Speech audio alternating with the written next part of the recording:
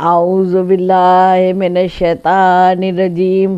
بسم اللہ الرحمن الرحیم۔ عزیزان محترم، نازف شاہ رضوی ایک بار پھر آپ کی خدمت میں حاضر ہیں۔ السلام علیکم۔ الحمدللہ میرے اور آپ کے درمیان ماہ رجب سے گفتگو جاری اور ساری ہے، اور آج ماشاءاللہ رمضان المبارک کے شب 12 کے حوالے سے ہمیں آپ سے گفتگو کرنا ہے، اور اس کی کیا نماز ہے اور اس کو کس طرح سے انجام دینا ہے، اس پر بات ہوگی۔ لیکن اس سے پہلے، کیونکہ یہ ساری نمازیں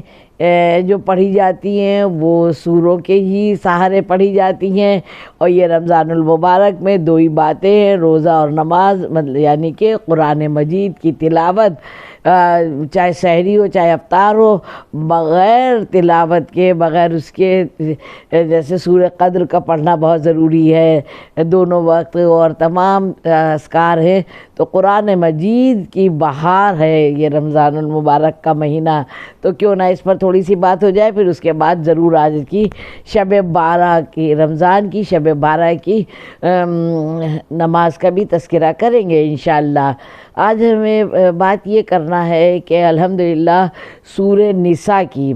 148 نمبر کی آیت انشاءاللہ آپ دیکھیں، اور بچوں کو ضرور کہیے کہ ترجمے سے پڑھیں، تو بہت اجر اور ثواب ہے۔ ضروری نہیں ہے کہ بہت اسپیڈ سے بڑھتے چلے جائیں، خالی پیج پلٹیں اور قرآن مجید کو مکمل کرنے کی کوشش میں تک و دو میں رہتے ہیں، نہیں، ترجمے سے پڑھیں، چاہے تھوڑا ہی پڑھیں۔ تو اس میں ملتا ہے سورہ نساء میں انشاءاللہ آپ دیکھیں گے کہ ہمیں کسی کے عیب کی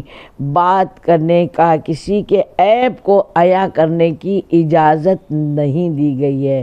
اللہ کا یہ سب سے ناپسندیدہ عمل ہے، اللہ اجازت نہیں دیتا ہے۔ وہ چاہے جتنی عبادت کر لے، چاہے 365 دن روزے رکھ لے اور جانے کتنی ایکسٹرا نمازیں پڑھ لے، لیکن اگر وہ غیبت، غربت اور دوسروں کی بات جس سے دوسروں کو نقصان پہنچے، یا دوسروں کی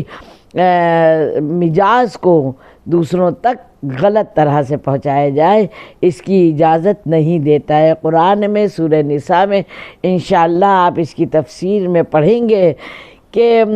اللہ اجازت نہیں دیتا، اس کا محبوب ترین بندہ ہو ہی نہیں سکتا ہے جو دوسروں کے عیبوں کو بیان کرے۔ ہاں، ایک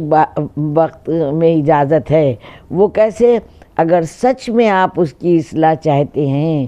آپ اس کو چاہتے ہیں، اور آپ جانتے ہیں حقیقت میں کہ اس کے پاس یہ بات غلط ہے، تو اس کو گوشہ تنہائی میں لے جائیے اور پیار سے اس کو سمجھائیے۔ اب مجھے مجلس تو پڑھ نہیں رہی ہوں یہاں پر میں، لیکن وہ واقعہ ضرور آپ کے ذہن میں یاد دلانا چاہوں گی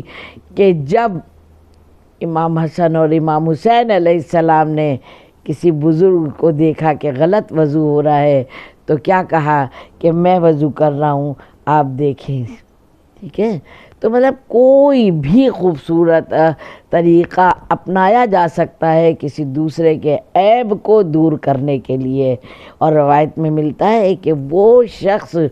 بہت ہی قابل قدر ہے جو کسی کے عیبوں کو عیاں نہیں کرتا، بلکہ مومن کے لیے تو افسوس ہونا چاہیے اگر واقعی اس میں کسی میں عیب ہے، تو ہاتھوں کو اسی لیے نماز شب میں 40 مومن مومنہ زندہ اور مردہ کے حق میں دعا کرنے کو کہا گیا ہے، کس لیے کہ ہم لوگوں میں سے جس کی بھی جو کمیاں ہیں، اگر ہمارا چاہنے والا دیکھ رہا ہے اور اس کو لگ رہا ہے کہ واقعی یہ غلط ہے، اس میں یہ نہیں ہونا چاہیے، تو دو طرح ہو سکتے ہیں، اس کو تنہائی میں لے جا کے اس کو سمجھا سکتے ہیں۔ اس میں اگر ایسی ظرفیت ہوگی،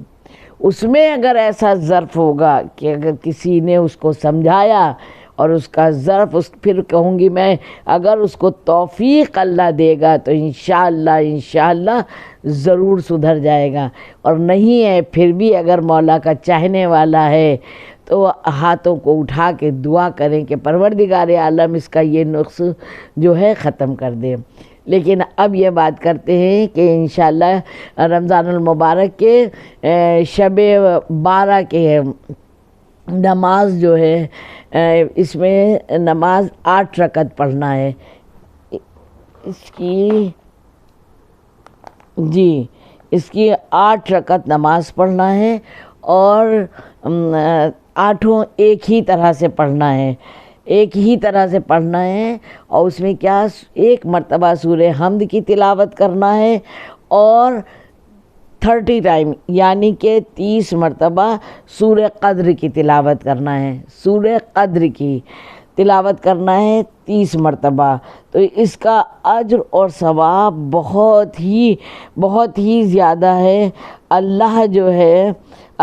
جو ہے اس کی مغفرت فرمائے گا، اور اس کی جو بھی تکلیفیں ہیں وہ دور ہوں گی۔ اللہ اس کو کامیاب اٹھائے گا انشاءاللہ، اللہ اس کو کامیاب اٹھائے گا، اور تمام اس کی فضیلتیں ہیں، اس لہٰذا اس نماز کو بھی ہم لوگ کو نہیں چھوڑنا چاہیے۔ اور ایک بات اور کہ میں ہمیشہ کبھی کہہ پا رہی ہوں کبھی نہیں کہہ پا رہی ہوں، لیکن